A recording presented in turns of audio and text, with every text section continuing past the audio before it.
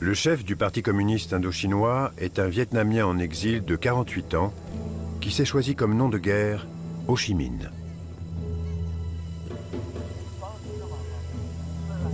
Le réalisateur de documentaires soviétiques, Roman Karmen, l'a filmé avec ses partisans en 1954. Dans un discours lors de la fondation du Parti communiste indo-chinois, Ho Chi Minh déclare « La Seconde Guerre mondiale va bientôt éclater. Ce jour-là, les impérialistes français conduiront sûrement notre peuple à un véritable massacre. Malgré tout, cette oppression barbare et l'exploitation de nos ressources ont réveillé nos compatriotes.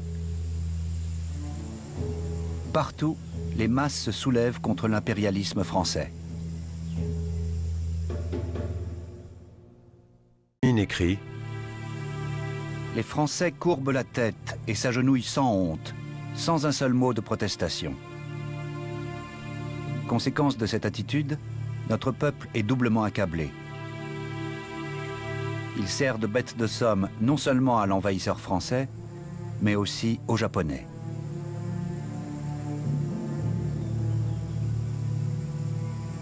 Quel péché a-t-il commis pour souffrir de façon aussi cruelle ?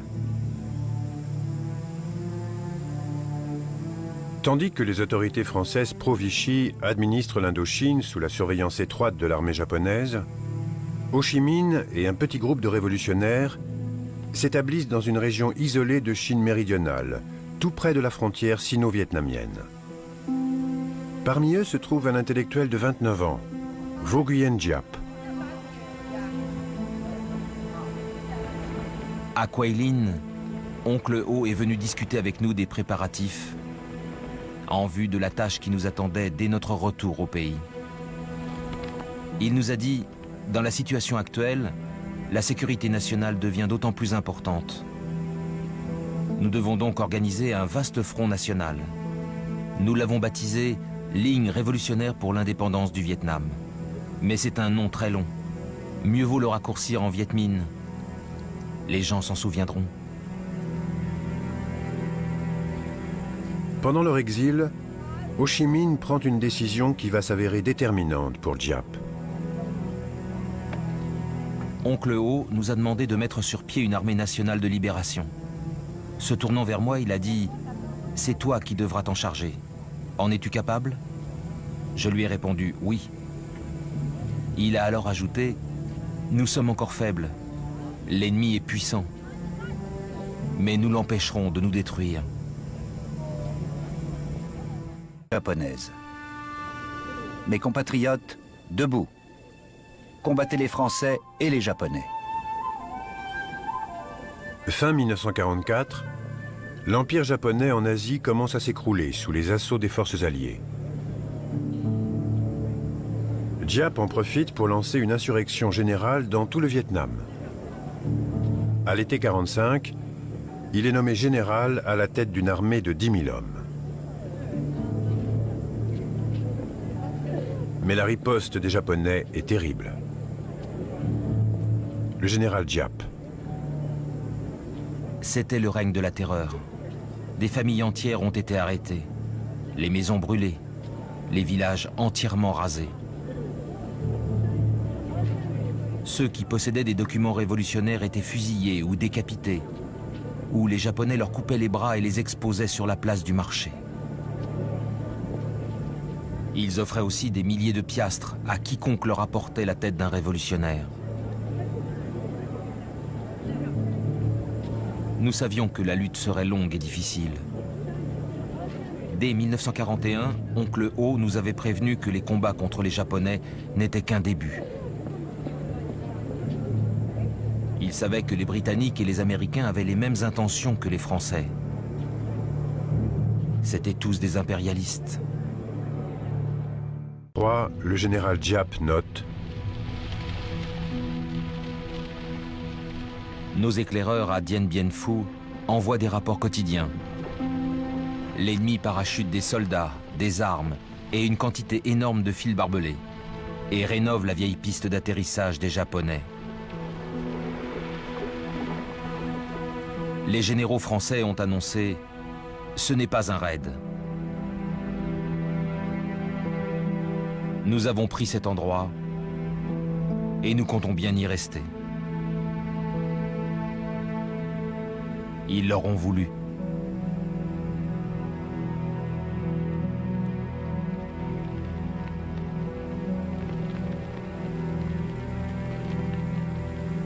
Le réalisateur Roman Carmen est autorisé à circuler librement parmi les soldats de Giap pour filmer l'histoire de la bataille.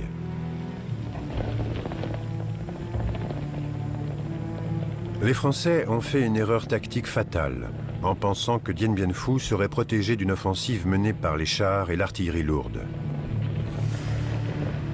Le général Giap. J'ai donné l'ordre à notre 351e division lourde de travailler jour et nuit pour ouvrir une piste de 82 km jusqu'à Dien Bien Phu pour permettre le passage de nos véhicules motorisés.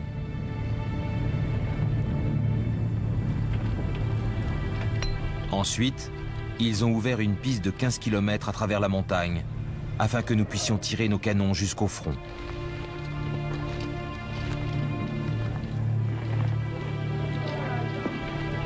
Le colonel Christian de Castries a été nommé commandant de Dien Bien Phu. Surnommé plus tard les 55 jours d'enfer. Cao Xuan Nha, un officier Viet Minh. Il nous a fallu 45 jours pour arriver là-bas, en marchant de nuit et se reposant le jour. Parfois, on dormait sur le bas-côté après avoir creusé notre trou pour nous abriter en cas d'attaque aérienne. Tran Van Ngo, capitaine dans l'armée Viet Minh.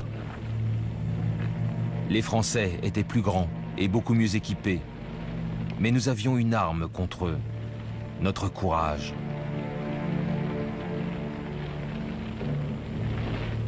Nous étions déterminés à nous battre jusqu'au bout contre ceux qui nous volaient notre pays. « 13 mars 1954, début de l'offensive contre le camp retranché de Dien Bien Phu.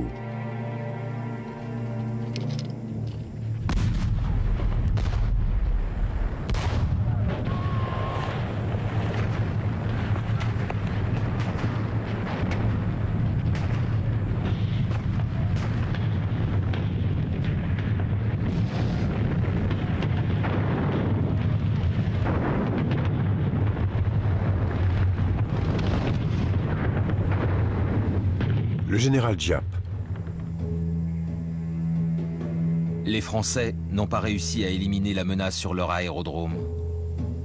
Et leur stratégie défensive a perdu un élément crucial, le soutien aérien. C'était leur seule façon de recevoir des renforts et d'évacuer leurs blessés. L'hôpital du camp ne comptait que 40 lits et ils avaient déjà des centaines de blessés. Pour le commandement français, c'était un véritable cauchemar. Les combats terribles rappellent la guerre des tranchées et les assauts massifs de l'infanterie pendant la Première Guerre mondiale. Le nombre des victimes grimpe en flèche.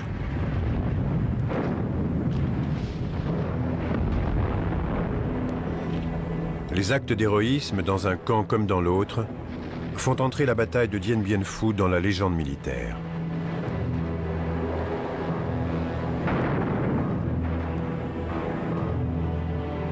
C'est une victoire éclatante pour le Viet Minh et une défaite déshonorante pour les Français. Le 7 mai, Giap lance toute son infanterie à l'assaut du camp.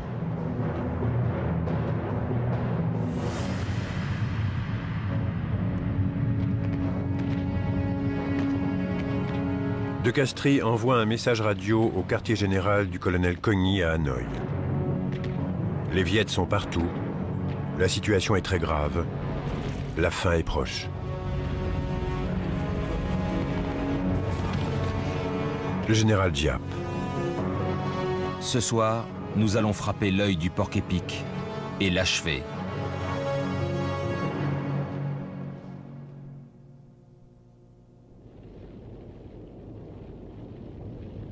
En fin d'après-midi, la 312e division lui apprend la nouvelle.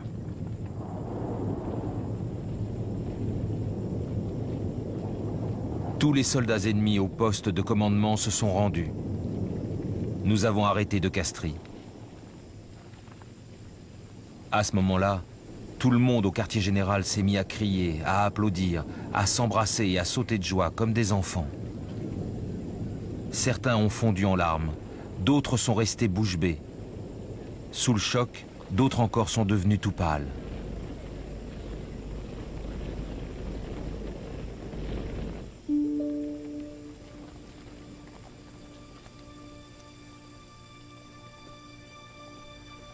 Promu général de corps d'armée pendant la bataille, le commandant du camp, Christian de Castries, est fait prisonnier, puis libéré 4 mois plus tard. D'autres ont moins de chance. « 1500 soldats français ont été tués. Plusieurs milliers sont blessés.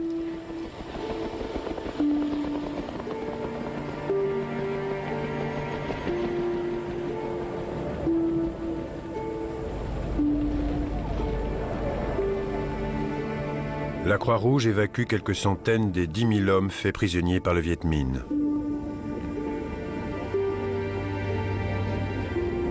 Mais la plupart sont conduits à marche forcée dans des camps à des centaines de kilomètres de là.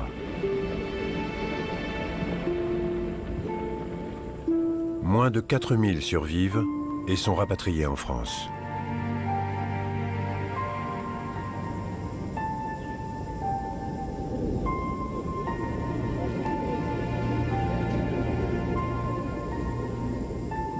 Côté Viet Minh, les combats ont fait 15 000 blessés et 8 000 morts.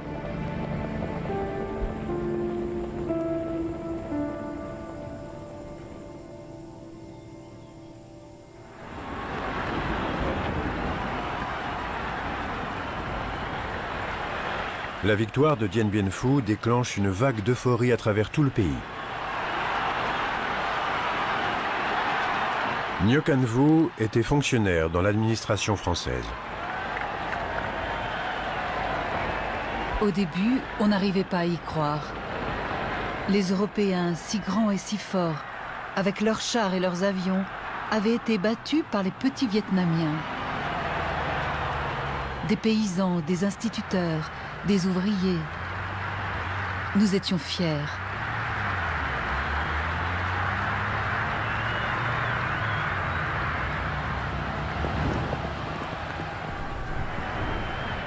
Le drapeau rouge de la Révolution est déployé en l'honneur de la victoire du Viet Minh, aux grandes dames des Occidentaux qui craignent la progression du communisme, en particulier depuis la fin de la guerre de Corée.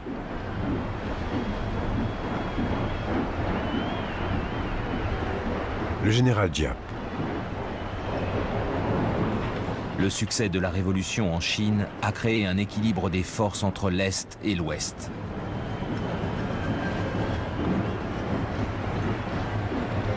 Le conflit sur la péninsule coréenne a été la preuve du nouvel ordre mondial.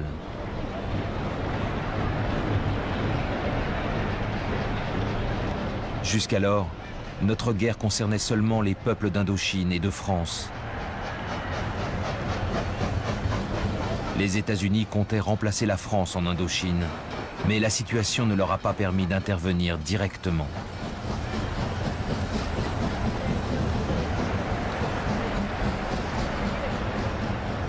Le conflit pourrait évoluer en une seconde guerre de Corée, dans laquelle rien ne garantirait la victoire des États-Unis.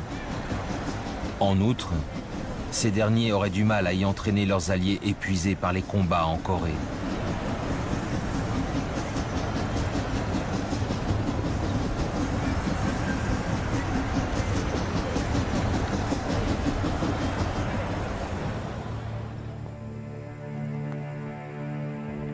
Un compromis est trouvé pendant la conférence de Genève et un accord signé le 21 juillet 1954.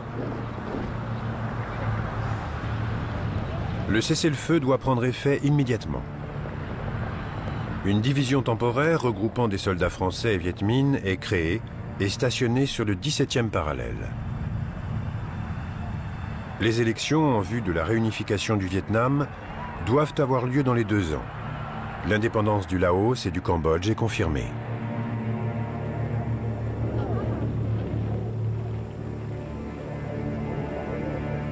Après des décennies de domination coloniale, les Français quittent l'Indochine.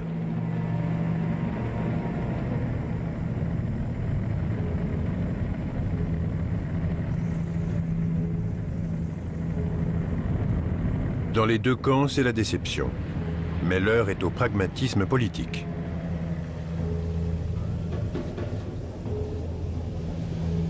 Le général Diap. Nous avons besoin d'une période de paix.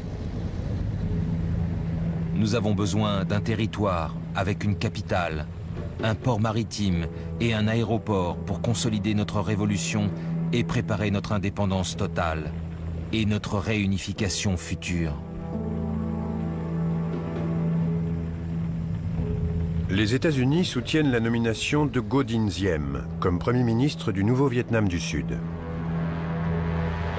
Diem s'assure le contrôle de l'armée de la République du Vietnam, ou ARVN, l'ex-armée coloniale française.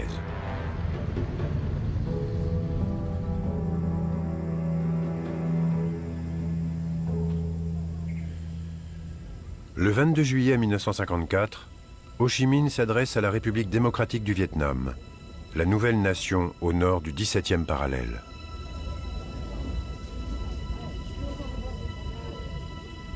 Nous avons remporté de nombreuses victoires, dont la plus grande est celle-ci. Le gouvernement français a reconnu la souveraineté de notre nation. Ses troupes devront quitter notre pays. À partir de maintenant, nous devons concentrer tous nos efforts sur la réunification et l'indépendance totale de l'ensemble de notre pays.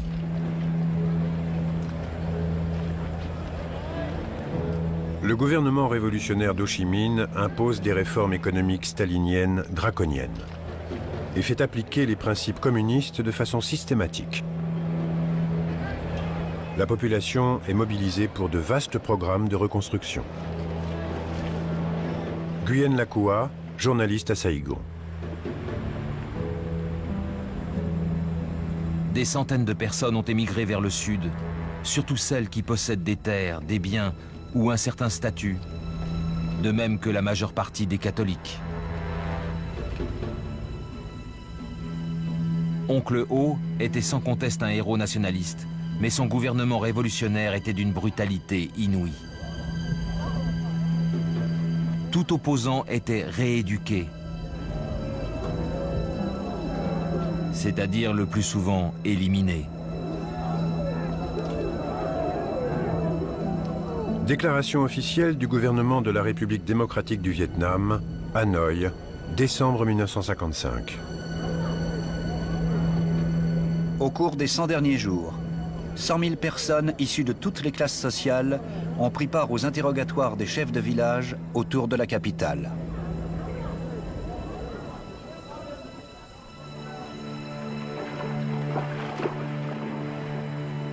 Le Sud aussi est en proie à la violence et aux bouleversements sociaux. Nguyen La Coua. Nous avions nos propres problèmes dans le Sud, dus à la violence des affrontements religieux et du crime organisé. Mais Diem les a écrasés. Il s'est débarrassé de l'empereur Bao Dai et s'est fait proclamer chef de l'État.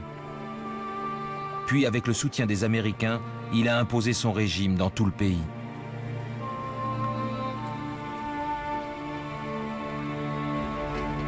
Bientôt, il devient clair que la tenue d'élections prévue par les accords de Genève n'aura pas lieu. La division du Vietnam au niveau du 17e parallèle semble permanente.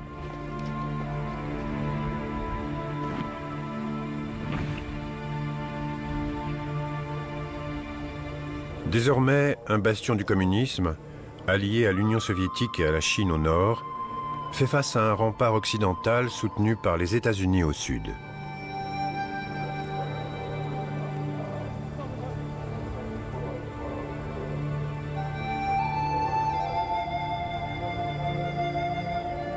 La population des deux pays va connaître 20 ans de souffrance et de guerres atroces, avant que le Vietnam divisé ne soit enfin réunifié.